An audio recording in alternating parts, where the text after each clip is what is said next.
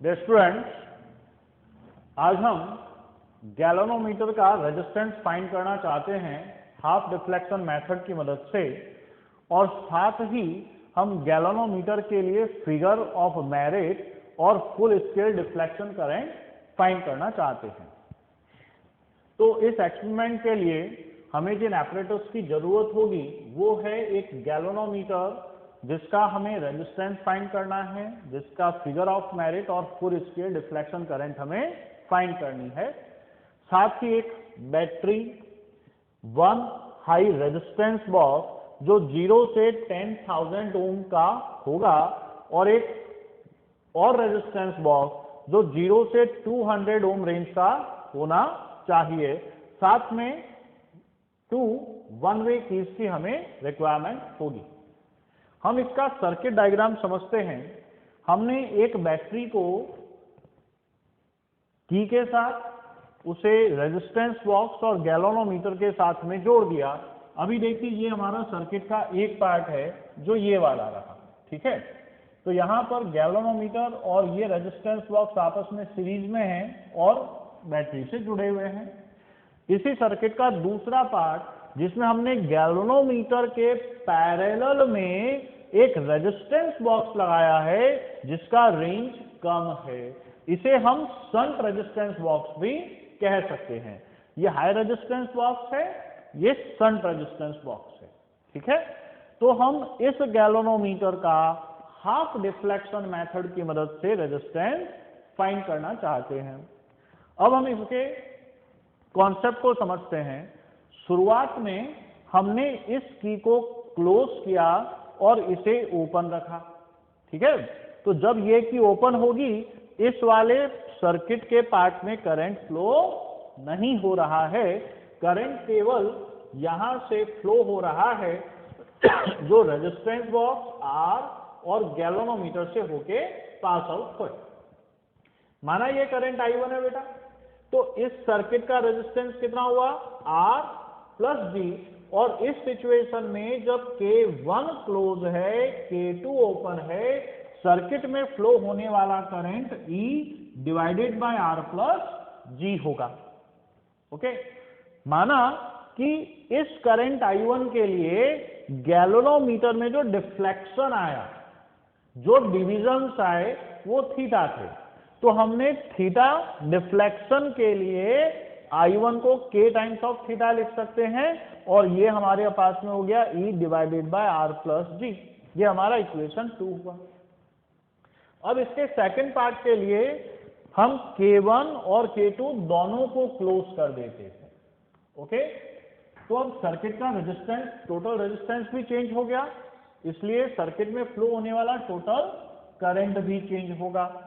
तो इस समय सर्किट का टोटल रेजिस्टेंस, ये गैल्वेनोमीटर और शंट आपस में पैरेलल हैं, तो इनका इक्विवेलेंट होगा GS divided by G plus S। Okay, और ये पूरा इस रेजिस्टेंस बॉक्स के साथ सीरीज में है।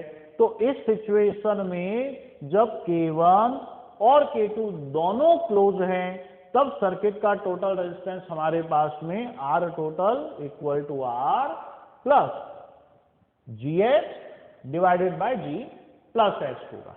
ओके, हमारे पास में इस सिचुएशन में टोटल रेजिस्टेंस आ गया, तो इस सिचुएशन में total current, that is total potential drop divided by total resistance.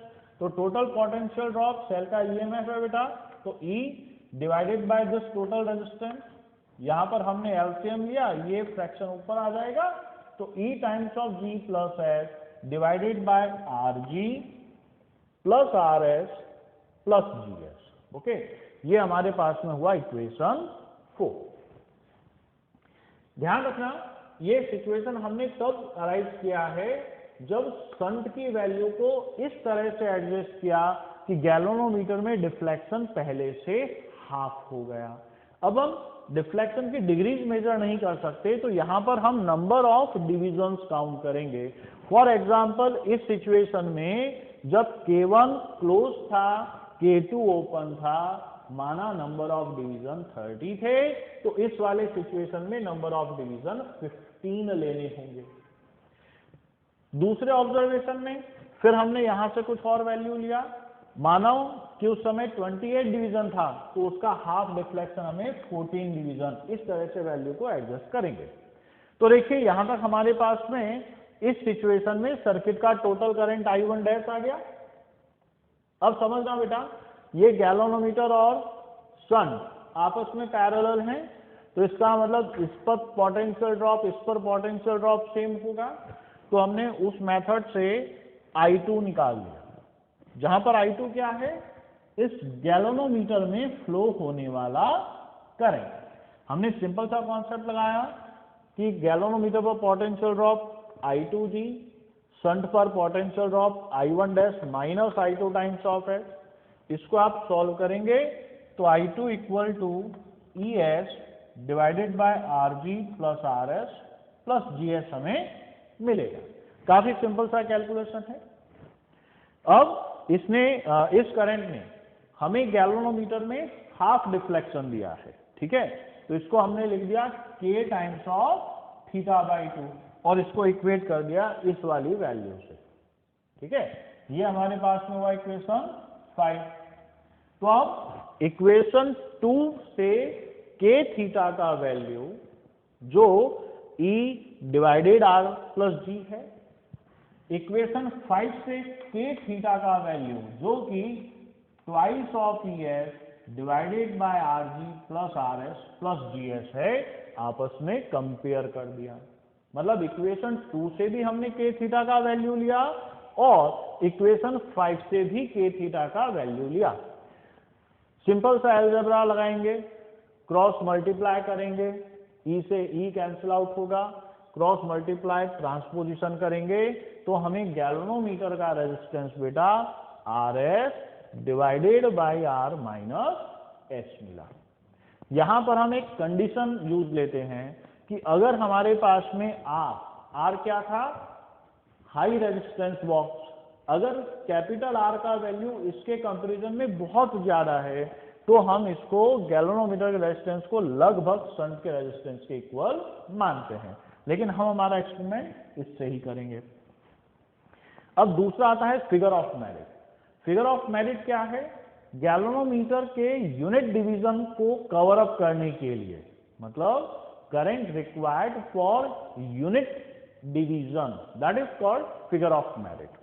तो हम इक्वेशन 2 से, ठीक है बेटा, यहां पर थीटा डिविजन्स के लिए या थीटा डिग्री के लिए जो करंट चाहिए था वो K थीटा था, तो यूनिट डिवीजन के लिए current K equal to E divided by R plus G times of 1 by theta, ये हमारा फिगर ऑफ मेरिट हो जाएगा। अब हम बात करते हैं बेटा फुल स्केल डिफ्लेक्शन करंट की।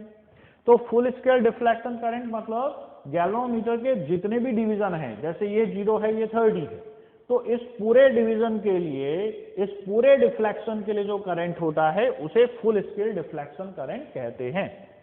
तो K क्या था, figure of merit, current required for unit division, तो फिगर ऑफ मेरिट क्या हो जाएगा, sorry full scale deflection current क्या हो जाएगा, current required for unit division multiplied by total number of division. Okay, तो यहां से हमारा फिगर ऑफ मेरिट और फुल स्केल डिफ्लेक्शन करंट भी आ जाता है। अब हम एक बार लैब में सर्किट डायग्राम समझते हैं और साथ ही ऑब्जर्वेशन कैसे लेना है एक्सपेरिमेंट करके लैब में देखते हैं।